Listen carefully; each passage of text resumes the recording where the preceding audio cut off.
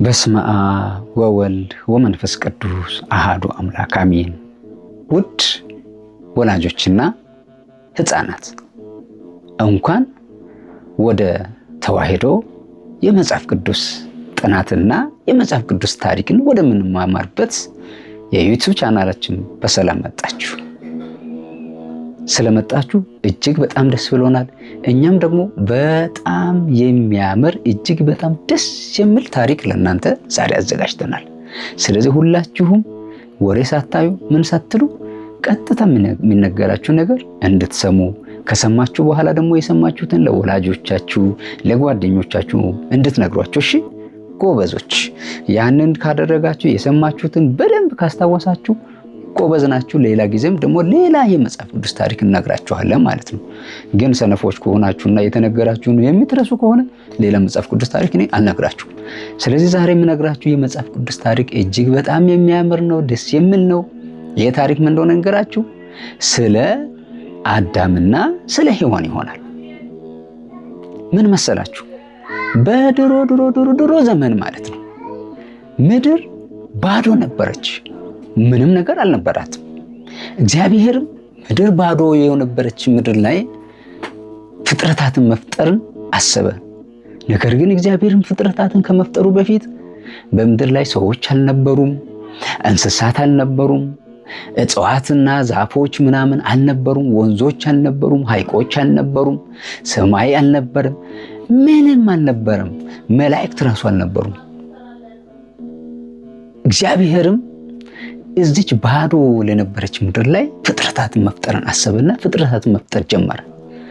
መጀመሪያ እግዚአብሔር ሰማይ ውስጥ ያሉትን የሰማይ ሰራዊት የሚባሉትን መላእክትን ሰማይን ራሱን ፈጠረ። ከዛ በኋላ ብርሃንን ፈጠረ። ከዛ ብርሃን ከተፈጠረ በኋላ ለሰው ልጆች ብርሃን በራ። ሰዎችም ከዛ በኋላ ቀንና ሌሊቱ መለየት ጀመሩ። ቀን ብርሃን ሲበራ ቀን ማለት ጀመሩ፣ ብርሃኑ ሲጠፋ ደግሞ ማታ ማለት ጀመሩ።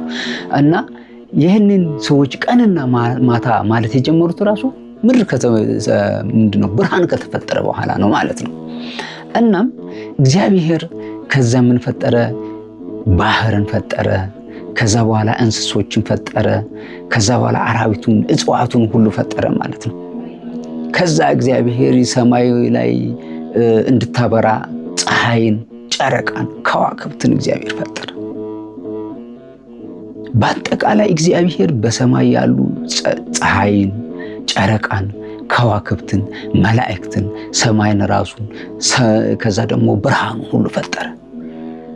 ይህን ሁሉ ከፈጠረ በኋላ ደግሞ ምድር ላይ የሚኖሩትን እጽዋትንና እንስሳዎችን በባህሪ የሚኖሩ እንስሳት ልክ እንደ አዞ አይነት ነገር፣ ጉማሬ፣ እነዚህን አሳዎችን እግዚአብሔር ፈጠረ። ከዛ ደግሞ ከምድር ላይ መሬት ላይ የሚኖሩትን ደግሞ እንደዚሁም በመሬት የሚኖሩ ወፎችንም እንደዚሁ የሚበሩ በሰማይ የሚበሩትን ፈጠራቸው።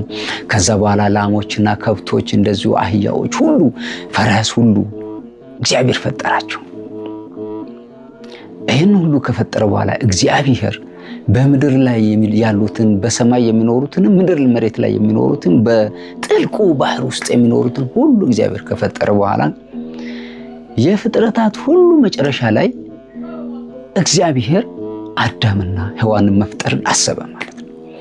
ከዛ በኋላ እግዚአብሔርም ሰውን መፍጠር አለብኝ ብሎ አስበው እግዚአብሔር የመጀመሪያውን ሰው አዳምን እግዚአብሔር ፈጠረው ማለት ነው። አዳምም የሚኖርበት ቦታ በጣም የሚያምርና ውብ ቦታ ላይ ነበር የሚኖረው። ይህ ቦታ ስሙ ደግሞ ገነት ይባላል። አዳም ተፈጥሮ መጀመሪያ የኖርበት ቦታ ማለት ነው። እና በገነት ውስጥ እጅግ በጣም ንጹህና በጣም የሚያምሩ የሚጣፍጡ ለማየትም ደስ የሚያሰኙ ስዳሸታቸውም በጣም ደስ የሚያሰኙ አበቦች እና ሌሎች የተለያዩ ንጹህ የሆኑ እጽዋቶች ነበሩ። እዛም ደግሞ በጣም የሚበሉ በጣም ውብና ጣፋጭ የሆኑ ፍራፍሬዎች ነበሩ። እንስሳትም ወፎችም በዛ ገነት ውስጥ በደስታ ይዘምሩ ነበር። ከዛ አዳም በገነት ውስጥ ያሉ አበቦችና እንስሳዎችን እየተንከባከበ ይኖር ነበር። በገነት ሲኖር አዳም ለእንስሳዎች ራሱ ስም ያወጣላቸው ነበር።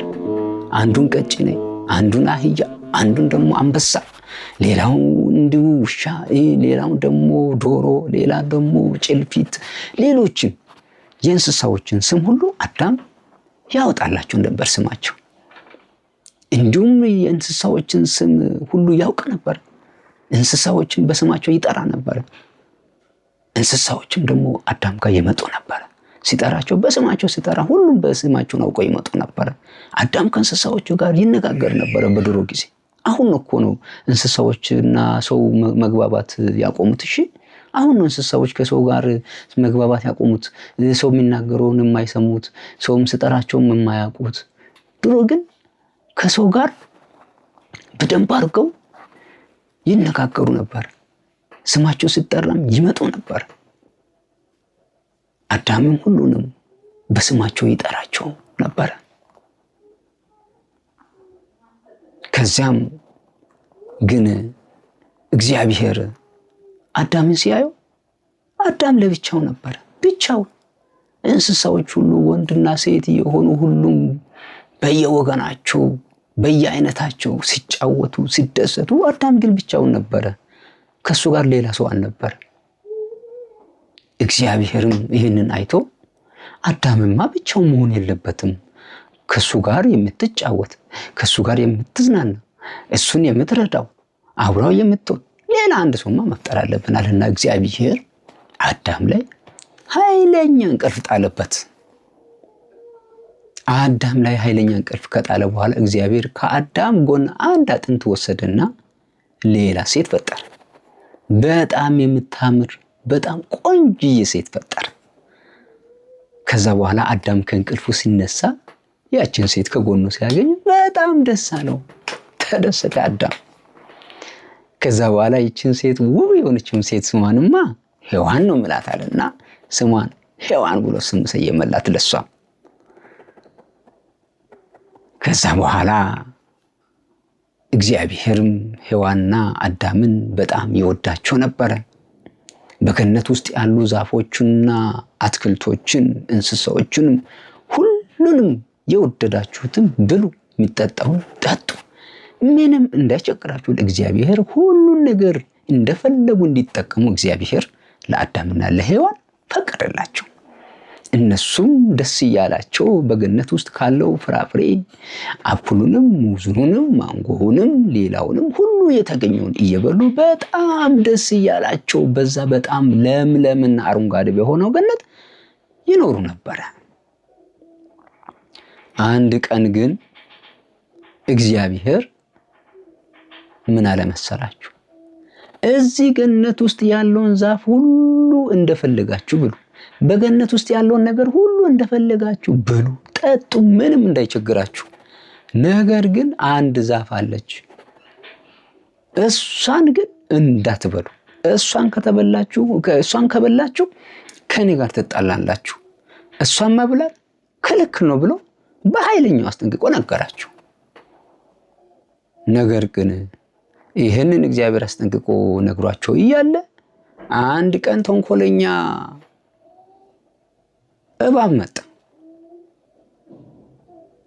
በእባብ ውስጥ ሰይጣን አድሮ እባብ መስሎ መጣና አዳምና ሔዋንን ከእግዚአብሔር ጋር ሊያጣላቸው ያችን ዛፍ እንዲበሉ ነገራቸው።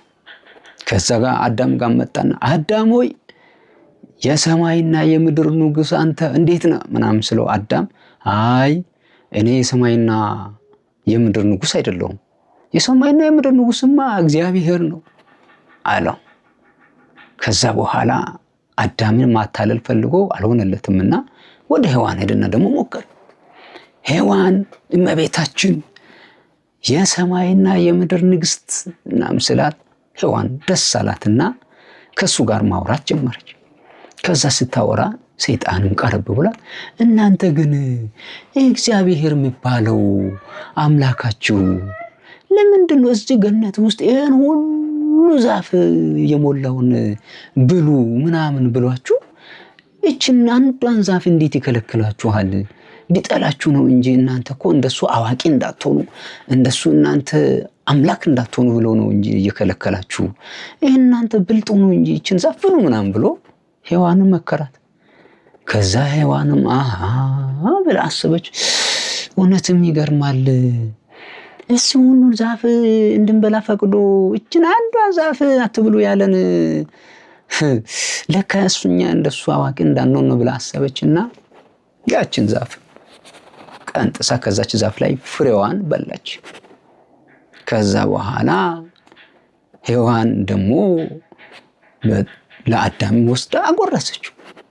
አዳምም ቅር ያለው የእግዚአብሔር ትእዛዝ ጥሻለሁ እያለ አዳምም መሳሳቱን እያሰበ እያዘነ በላ። ከዛ በኋላም ጥፋት ማጥፋታቸውና የእግዚአብሔርን ትእዛዝ አለማክበራቸው አትብሉ የተባሉትን መብላታቸው እግዚአብሔርም አወቀ። እግዚአብሔርም በዚያን ጊዜ ሔዋንና አዳም ጥፋት ማጥፋታቸውን አውቀው አዘኑ።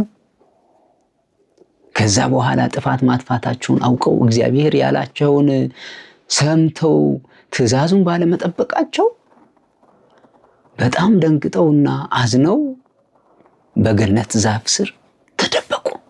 እግዚአብሔር ማያያቸው መስሏቸው ማለት ነው። እግዚአብሔር እኮ ዓለምን ሁሉ ነው የሚያየው።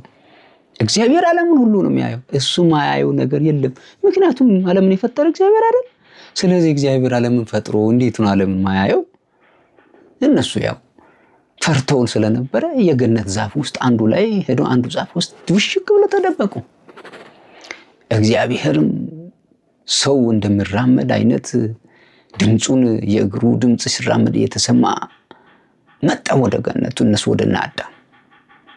ከዛም እግዚአብሔርም አዳም ወዴት ነህ አለው። ከዛ በኋላ አዳምም ጌታዬ አምላኬ ሆይ አንተ ያልከንን ትእዛዝ ሳንጠብቅ ስተን ፈርተን ተደብቀናል አለ።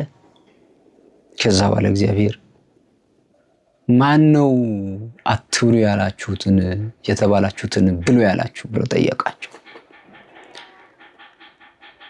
ከዛም አዳም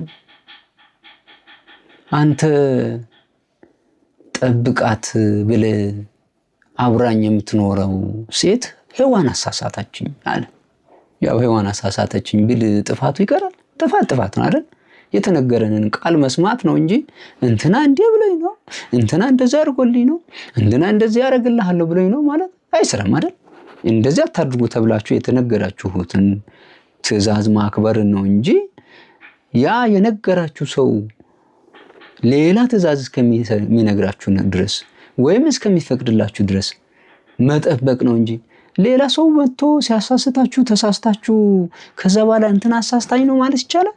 አይቻልም። ከዛም ደግሞ ሔዋን ምን አለች? እባብ አሳስቶኝ አለች። ምን ዋጋ አለው አይደል? እባብ አሳሳተኝ ብንል ሔዋን አሳሳተችኝ ብንል ጥፋት መሆኑ ይቀራል? መፍትሄው ግን አስቀድሞ የተነገረንን ነገር መስማት ነው። እናንተም ለምሳሌ ወላጆች የነገሯችሁ ነገር ትእዛዝ ቢኖር ያን ትእዛዝ ማክበር ነው እንጂ ያን ትእዛዝ ካጠፋን በኋላ የተባልነውን ከረሳንም በኋላ እንዲሆኛ ነው እንትና እንዲያርገው ነው ብንል ዋጋ የለውም።